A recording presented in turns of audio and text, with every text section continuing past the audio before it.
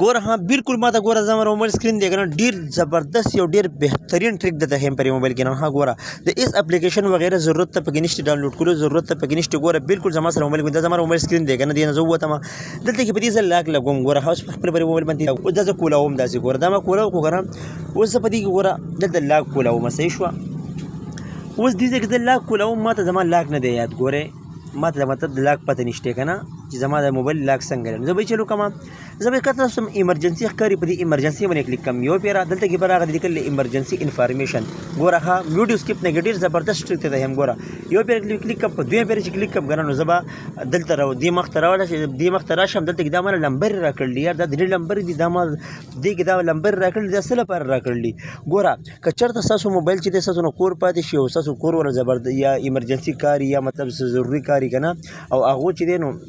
تاسو ټلیفون کول غواړئ خو د موبایل لاک ورته نه معلوم چې هغه لاک نشي کولولی نو چې دغه ایمرجنسي باندې کلیک کړئ چې ما کلیک کو داسې ګورئ دلته راشي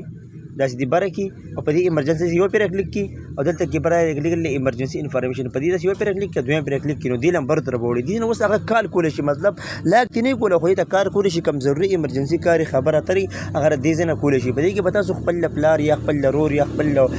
ماما داسې مطلب یار دوست تاسو چې مطلب د چا نمبر پکې اډ کول غواړئ تاسو هغه په دې ځای کې اډ کولی شئ صحیح شو لکه دې کې 15 نمبر پورې اډ کېږي دې کې ما 3 اډ کړلي 2 پکې نورې اډ کېږي تاسو په دې کې 15 نمبر پورې سي نمبر اډ کولی شئ چې هغه تاسو مطلب پکار راشي ور دا تاسو چې دې کړم په دې ځای کې پکار راتلی شي چېرته تاسو مطلب چېرته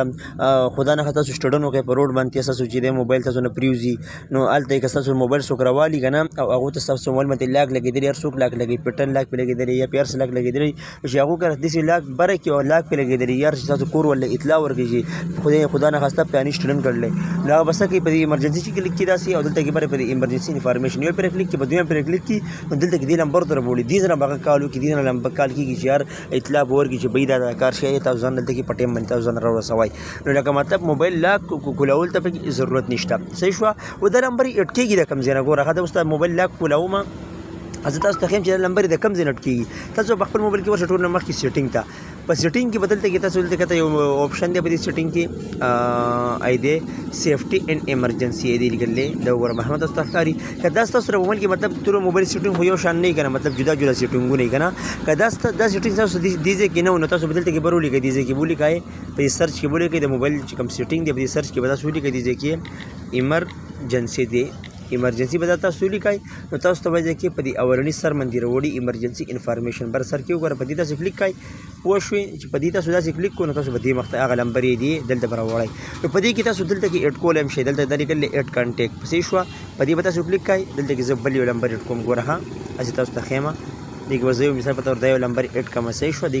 کې زما سره د 4 نمبر شوي اوس دې کې دا ما اډ دا اوس دې کې پرتي 4 نمبر صحیح شوه دا زه دې کې په ایمرجنسي په ټایم کې کله هم دې ته زه کال کولی شم اوس خدا نه خواسته که چېرته دا نمبر زه لرکول غواړم یا بدلول غواړم نو دلته کې دا تاسو ضرب غونډه نشان ښکاري په دې تاسو داسې کلیک کړئ که نه دې نه دا ختمېږي هم دا ختم شو دلته دا بل به هم ختم کړم صحیح شول دا تاسو داسې زه ښیم دا وګورئ